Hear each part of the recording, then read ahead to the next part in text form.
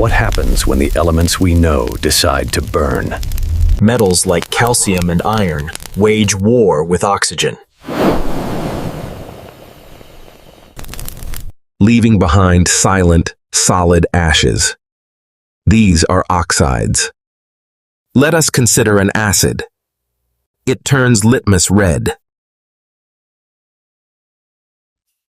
But watch what happens when we add a metal's oxide. The acid is gone. It is neutralized.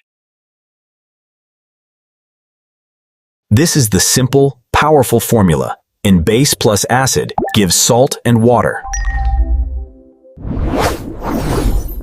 Oxides that do this are called basic oxides. They are the hallmark of metals. A metal's reaction with oxygen ends here. These aren't just lab curiosities. They build our world. Basic oxides neutralize acidic soil, giving us food. They purify our water, balancing its very chemistry. From cement to paper, they are the unsung heroes of industry. But what if I told you there's a metal that breaks all the rules? Its oxide forms a shield, and this shield has a secret identity. Now, enter the non-metals. Their battle is different. Sulfur burns with an otherworldly blue flame, a sign of a different product. They don't leave solids. They release gases. Invisible, but powerful. And these gases love water. Carbon dioxide fizzes in, creating carbonic acid. The litmus screams red. The formula is clear. Non-metal oxide plus water gives an acid. The formula is clear. Non-metal oxide plus water gives an acid. These are the acidic oxides, the opposites of basics. Born from non-metals, they are the source of rain's acidity, of tang in drinks, and the foundation of giant industries, like sulfuric acid. They can even snuff out fire by displacing the oxygen it needs. But uncontrolled, their power is destructive. Acid rain, smog. Yet, some non-metal oxides refuse to pick a side. They ignore acids. They shrug off bases. They are the true neutrals. Carbon monoxide is a silent assassin in metallurgy, stealing oxygen. And nitrous oxide? It can silence pain or top a dessert. The neutral enigmas. Now, back to our rule breaker. Aluminium oxide. Is it basic or something more? With acid, it acts like a classic base. It neutralizes it perfectly. The formula fits. Aluminium oxide plus acid gives salt and water.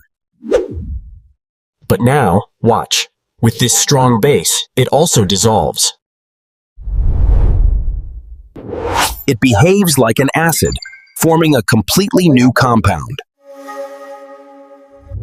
It has a dual personality, a chemical shapeshifter. This is called an amphoteric oxide.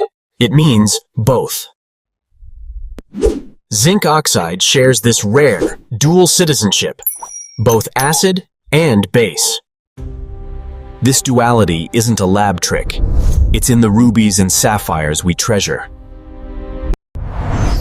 Which are just aluminium oxide, colored by tiny impurities. And zinc oxide? It's the gentle field in your sunscreen. Its stable, amphoteric nature makes it perfect to block harmful UV rays. So we have our four kingdoms: basic, acidic, amphoteric, and neutral. And their place on the table predicts their personality. Look at this diagonal line. The amphoteric line, where the most adaptable, surprising oxides are born. This isn't just chemistry. It's the hidden language of materials.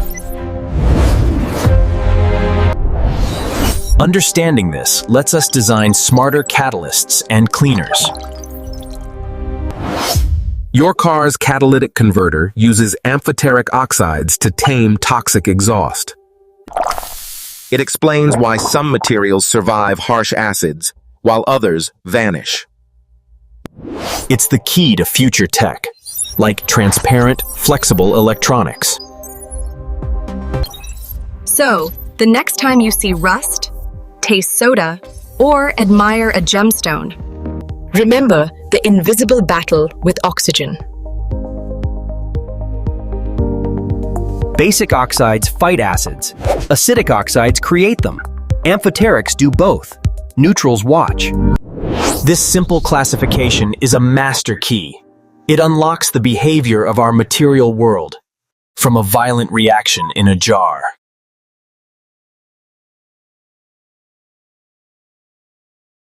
to the very air we breathe. Oxides are not just compounds.